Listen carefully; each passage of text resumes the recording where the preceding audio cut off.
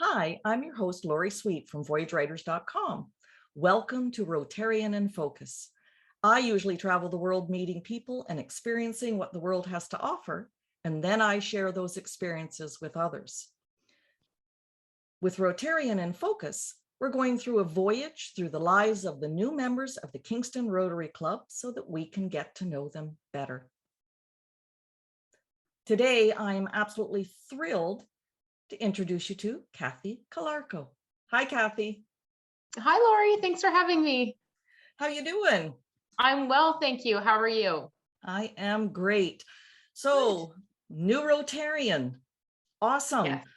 Tell us a little bit about yourself and what's happening in your life.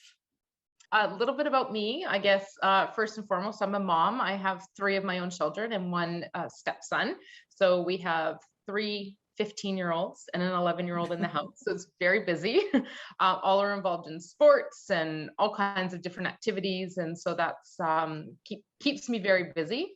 And I work for University Hospital Kingston Foundation. So I work in healthcare philanthropy, which is a huge passion of mine. I am very passionate and dedicated to supporting community, and healthcare is something that's come into my life in about the last 2 years. Prior to that, I owned my own business in Kingston, and I still do, but it's pivoting as all things have during COVID, I suppose. I owned and published Refined Kingston magazine for about the last 8 years. And prior to that, I've worked for some of the largest brands in the world. I worked for Nike, which was pretty incredible, and some publishing companies. So I've got a few different things that I've had on the go that have led me to where I am today.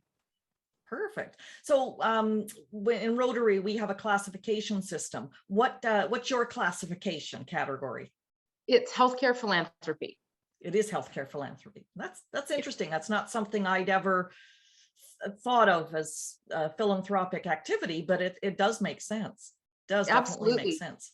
Yeah, and I think a lot of people don't realize that healthcare is not free, and the government doesn't fund any equipment. They don't fund capital campaign projects. They fund some of it, but not all of it.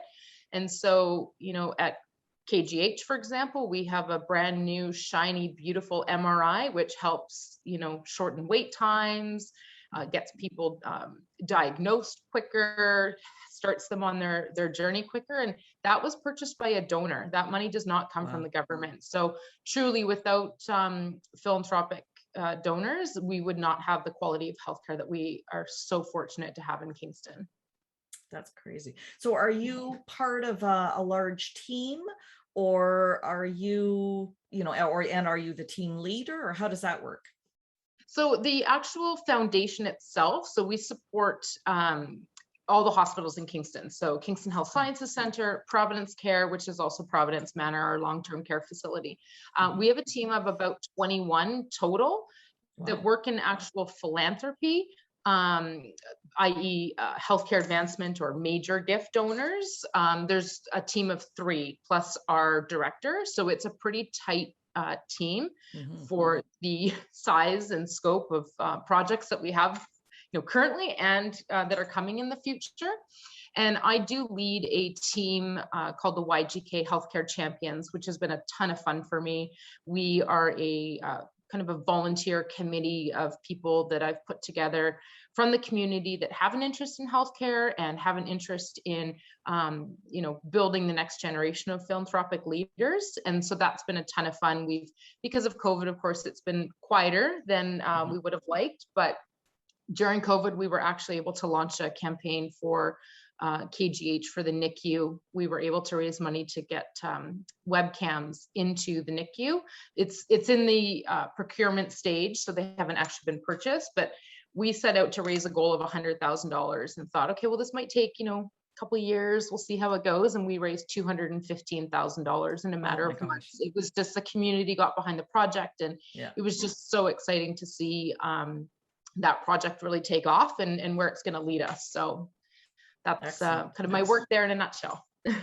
So do you have a project that you're in the midst of working on right now? Or maybe it's not just one. Yeah, no, it's definitely not just one, because like I said earlier, we do fundraise for everything in Kingston with the hospitals, or that has to do with the hospitals. But in saying that, the highest priority right now is the tower redevelopment of KGH. So KGH over the next 7 to 8 years is actually going to have a complete redevelopment. It is pegged to be the largest campaign in Kingston's history. It is a massive project. KGH is going to have a 12-story tower that's going to go up along Stewart Street. And it's going to house a new emergency department, new NICU, brand new labs, an IT and data center, and women's health. So it's going to be massive. Oh, there's also surgical suites and new inpatient beds that are going to be going up. And one thing that's really great about the project is they're only developing the first 10 floors, or 10 floors, and then the top 2 are going to be shelled in. So for future growth, because as we can all see in our community right now, Kingston's real estate market is booming. People are coming from all over. So the needs are only going to continue to increase in our hospital.